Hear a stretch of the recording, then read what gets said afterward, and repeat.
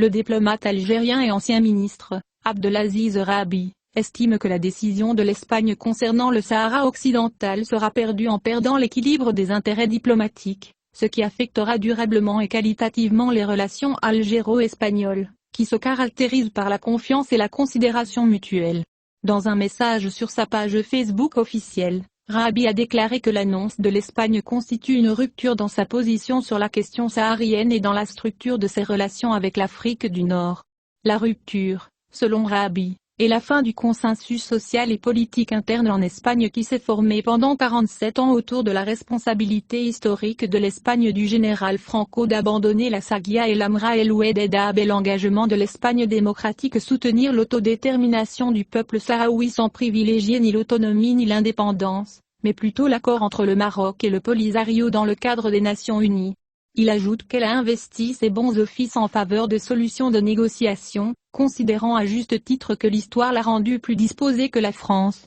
les États-Unis ou l'Allemagne à pratiquer cette médiation entre le Maroc et le Front Polisario. Et Rabi d'ajouter, Zapatero, l'ancien Premier ministre espagnol, s'est allié à la France dans le plan d'autonomie de 2007, et a rejoint ce processus sans réussir à convaincre la classe politique espagnole ni les Sahraouis.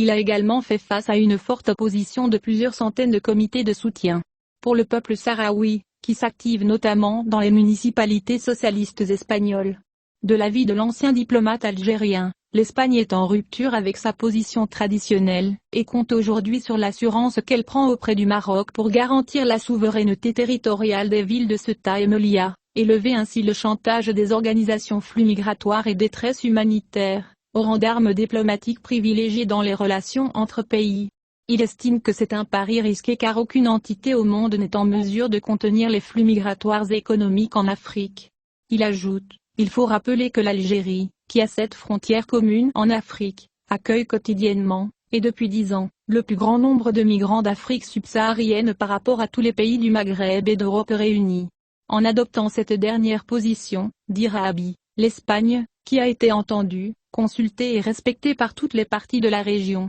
a perdu sa position historique de pivot dans la recherche d'une solution juste et durable au conflit du Sahara occidental pour devenir un partie prenante partisane. Rabi affirme que la décision du Premier ministre espagnol Pedro Sánchez, autant que le pari de Donald Trump ou le soutien inconditionnel de la France aux thèses marocaines, ne changeront rien de fondamental à la situation au Sahara occidental.